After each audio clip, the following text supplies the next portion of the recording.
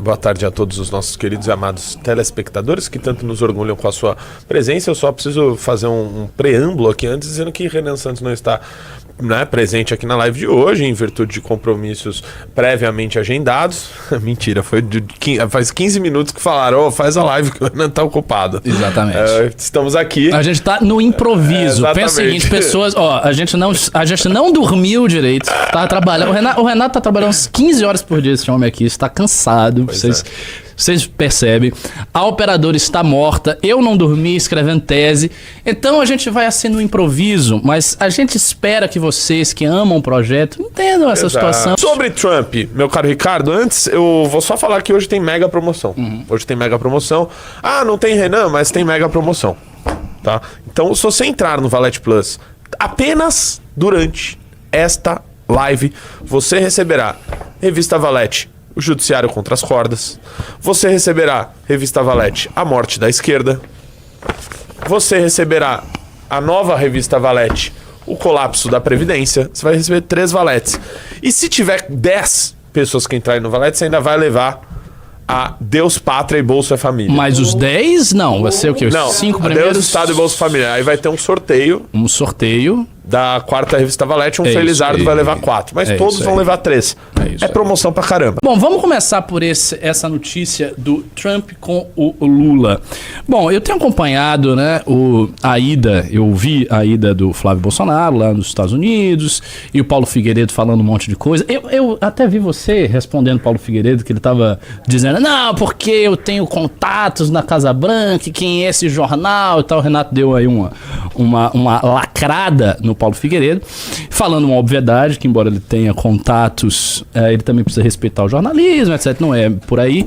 Mas enfim, eles estão fazendo um lobby junto com os Estados Unidos para fazer a mesma coisa na prática que o Eduardo fez na época que ele estava fazendo diplomacia com os americanos. Ou seja, trazer algum tipo de sanção para o Brasil, algo que os Estados Unidos faça contra o próprio país para facilitar a sua eleição. Ou seja, novamente esses caras agem realmente, e aí eu acho que a expressão cabe, como traidores da pátria que são. A família Bolsonaro é traidora da pátria desde sempre, desde o governo Bolsonaro, que foi um dos piores governos de todos os tempos no Brasil, que esses caras só colocam o Brasil em segundo lugar e sempre em primeiro lugar a família deles. Então, nitidamente, eles estão tentando se articular com o Trump para que venha uma série de sanções aí. Meu caro Ricardo Almeida, vamos lá. Primeiro, eu vou colocar um ponto aqui sobre isso.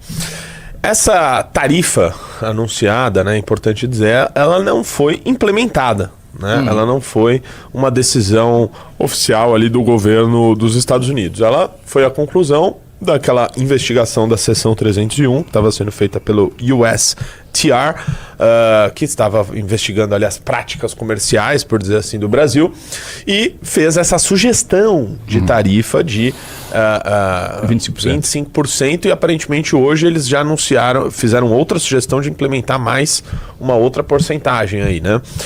Ou seja, isso estava, vamos dizer, prestes a acontecer. Então, da mesma forma que aquela questão da facção criminosa ter se tornado organização terrorista, obviamente não teve nenhuma interferência da família Bolsonaro e seus Paulos Figueireders, né, que são seus assessores internacionais, como essa também não teve, né? Tudo isso foi caminhando por decisões tomadas unilateralmente pelo governo Trump, baseado naquilo que o Trump entende como America First. Olhasse para ele, Trump First. Uma pergunta sincera, realmente sincera. Você não acha que a calibragem dos prazos disso aí tem a ver, sim, com intencionalidades políticas? Você não me deixou molhar o bico. Por favor. E aí, meu caro Ricardo, esse é o segundo ponto que eu ia tratar. O timing, né, de tudo isso. Porque veja só. Quando o Trump anuncia isso, é óbvio que ele está, de alguma forma, fortalecendo o Lula, porque o Lula volta com aquele discurso da soberania que fez ele crescer nas pesquisas na época que Eduardo Bolsonaro, enfim, chegou a comemorar sanções e tudo mais. Porém, veja só, como agora se trata de uma sugestão, o Trump pode jogar isso para o período eleitoral para ele tomar essa decisão oficial. E aí, haver o seu nível de estar compactuando, né, com a eleição do Flávio Bolsonaro, e me parece que vai ter essa, de fato, intervenção americana em favor dos interesses do Trump, de ter um aliado dele aqui, ele pode simplesmente chegar às vésperas da eleição e dizer, olha, essa tarifa aqui ela vai ser implementada se o Lula ganhar. Se o Flávio Bolsonaro, eu posso trilhar um outro caminho de resolver essas tensões que hoje eu não vejo no governo Lula. Isso seria vamos dizer, um afago forte eleitoral, e uma maneira do Trump fortalecer o Flávio durante a eleição. Estou dizendo que isso é provável de acontecer? Não necessariamente, mas há uma possibilidade, né? Há uma possibilidade dele tentar jogar isso. Desmatamento. Desmatamento é muito bom. Desmatamento? Você tá de brincadeira. Não, e vindo do governo Trump, desmatamento é muito exatamente, bom. Você tá de brincadeira. Primeiro, o Trump está incomodado com isso. Não é a Suécia, não é a Suécia. Está incomodado com isso. Calma aí, né? Terceiro, Renato está dizendo que não há desmatamento. Não, imbecil, né? Inclusive parece que as queimadas subiram ainda durante o governo Lula. Correto. O ponto é, o Brasil, enquanto nação, é um dos países que mais preserva a sua mata, a sua floresta, né? Foi durante o governo Bolsonaro que o Macron fez aquela crítica a ele, falando sobre a Amazônia, etc., e que o Bolsonaro xingou a esposa do Macron. Sim. Então, como que agora você vai dizer que essa tarifa do Trump, com base neste motivo, faz algum sentido? Tá? Esse é um deles. Tem vários outros. Lula sugere forca para traidores da pátria e Flávio aciona STF por incitação ao crime. Desce aí. A pré-campanha de Flávio Bolsonaro decidiu entrar com uma ação no STF contra Lula, acusando de ter cometido crimes de ameaça e incitação ao crime. O motivo foi o discurso do presidente nesta terça-feira. Ao criticar Flávio por ter estimulado o governo Donald Trump a aplicar sanções contra o Brasil, Lula citou o enforcamento de Tiradentes e perguntou o que mereceriam os senadores e seus aliados. São traidores. Por menos do que isso, Joaquim Silvério dos Reis, que delatou Tiradentes, foi enforcado. O que merecem os traidores da A lógica desse discurso está engraçada, não vou comentar isso aí depois. O que merecem os traidores da pátria que vão pedir intervenção de um país, do nosso país? Pensem, meditem. Porque o que está pressuposto no que ele está dizendo é que o Tiradentes é um traidor da pátria. Sim, é basicamente isso. Por isso que foi aquela frase que eu te falei. Ele falou frase por idiota. Muito menos o Tiradentes. Como assim por muito menos? Isso. Por muito menos o Tiradentes foi enforcado injustamente. E se Flávio Bolsonaro é comparado ao Tiradentes, o Flávio Bolsonaro está sendo comparado ao maior herói político do Brasil? É isso? Pô, o cara... Pelo amor de Deus, o cara vai no terceiro mandato. Acho que o Flávio ele falou merda. Ele falou muita merda. Tá gagá, né? Tá gagá. Lula saiu da light. Lula saiu da light. Lula, na verdade, mas eu tô vendo assim, detalhadamente algumas estatísticas de pesquisa. A transferência de voto possível do Flávio pro Renan é muito significativa. Ela é menor do que pro Zema. Ela é menor que pro Zema. E em algumas estatísticas ela é menor do que pro Caiado, por exemplo. Porque eu acho que ainda existe a tal da resistência, terceira via. A gente faz críticas ao bolsonarismo aí há muitos anos. Mas tem uma transferência significativa. E se você junta a transferência significativa com a questão do voto útil numa terceira via que se consolida, e o que está pintando, sinceramente, é um Renan cada vez mais destacado dos outros. Nessa pesquisa do Big Data, foi uma coisa que eu achei um pouco estranha. Ele estava empatado com o Caiado. Nessa pesquisa do Big Data, boa parte das estatísticas ali ele estava batendo com o Caiado. Então era 6% dele, 6% do Caiado, o Zema abaixo. Aí algumas pesquisas ele aparece próximo do Zema. Mas o que está me parecendo a Atlas é o parâmetro mais sólido e confiável, e nesse parâmetro ele não está empatado com ninguém. As outras em que ele está empatado, ele estava antes de estar empatado sensivelmente abaixo. Então ele está sendo ajustado e vai ter um momento que ele vai se descolar em todas as pesquisas. E quando ele se descola em todas as pesquisas, o eleitor que veja isso na TV vai fazer um voto útil de terceira via no Renan. Embora o Zema hoje tenha 21% de transferência de terceira via. O Renan tem 26% de transferência de terceira via. Acho, inclusive, que esse resultado é até bastante injusto, dado que o Novo nunca foi terceira via de bosta nenhuma. O Novo não fez absolutamente nada para ser terceira via, mas ele tá lá com uns 21% aí de transferência de terceira via. O ajuste disso aí cria uma terceira colocação muito firme. Então, realmente não tem sentido o TSE tirar o Flávio. Você acha ainda que esses candidatos, eles são fake, né? Eles não vão ficar. Não nem vão o Caiado, nem o Zema. Ricardo, eu estou cravando isso aí já tem um ano. Eu lembro disso que você não falou. Não serão candidatos. O prazo para isso é do dia 20 de julho ao dia 5 de agosto, são os prazos das convenções. Então vamos colocar o prazo máximo do 5 de agosto. Depois disso eles não serão mais candidatos. Tá claro isso. Veja só.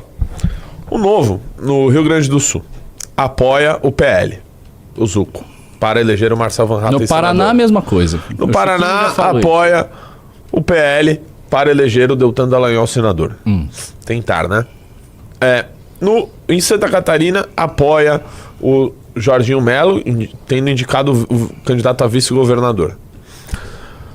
Em Minas Gerais, o Novo virou PSD, né, com esse Matheus Simões tá aí que muito tava mal. puxando o saco. Isso tá muito mal. E eles estão loucos pra puxar o saco mal, do PL, porque o PL não tem candidato, sim, o PL sim. tá vendo de com o Cleitinho, ou vendo de com... Sim.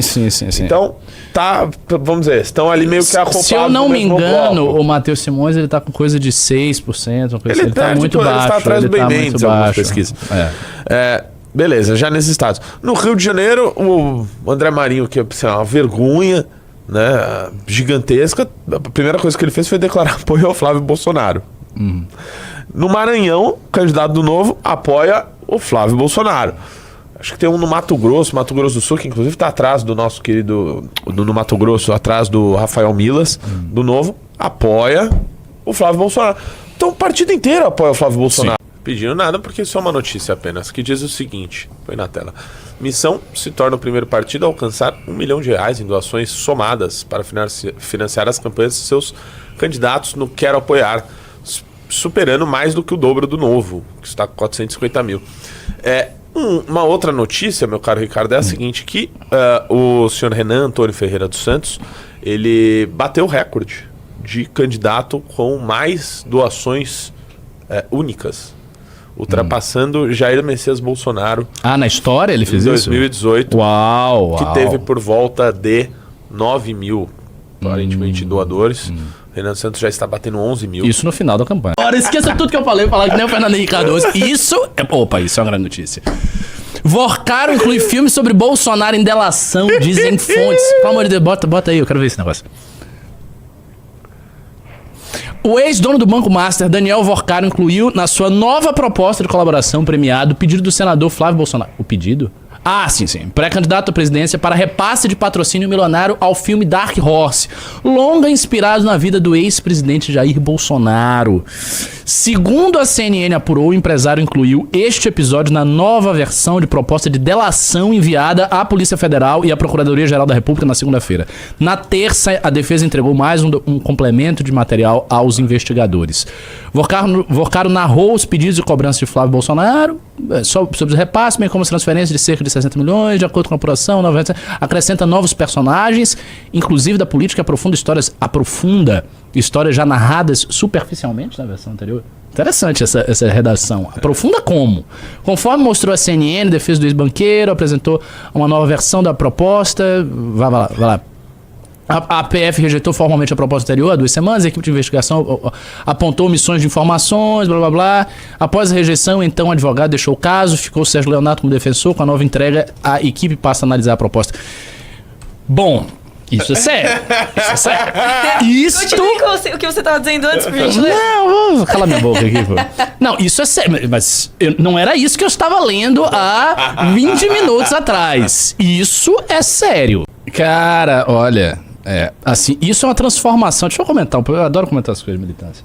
Isso é uma transformação muito grande que a gente teve na cultura do MBL, viu? Quem hoje olha, as pessoas que chegaram mais recentemente no movimento, tipo a operadora, quem hoje olha a coesão, a agressividade, a disposição de apoiar da militância do MBL e pensa que sempre foi assim, está muito enganado. Não era. Nós tínhamos o famoso apoiador crítico, que era aquele apoiador que apoia quando você acerta muito em tudo, e se você comete um errinho, ele simplesmente deixa de lhe apoiar e começa a te bater. E esse apoiador crítico era a nossa base, cara. Então a gente não tinha militante. E isso foi uma lenta modificação que começou aí com a academia, e começou com lives do Renan, e começou com falando do próprio termo militante, e foi. E agora, recentemente, o Orlando também agrega aí a parte dele nessa história. Então, a gente hoje conseguiu criar uma coesão interna que nós temos realmente pessoas que defendem o movimento. Só faço uma observação que eu fiz a propósito do que a Priscila Chamas falou outro dia. Quando vocês estiverem com pessoas que não estão nos atacando, que estão um pouco incertas, não sabe se vai votar, não vai votar, não fiquem também pentelhando demais, que isso começa a ser chato. E aí você sente que a pessoa... Calma, tem que dar o tempo também da pessoa se convencer, não pode ficar em cima dela, sabe, da pessoa como se fosse um inimigo, porque isso pode sim criar raiva em pessoas que eventualmente poderiam se aproximar do nosso projeto. Então só essa dica aí.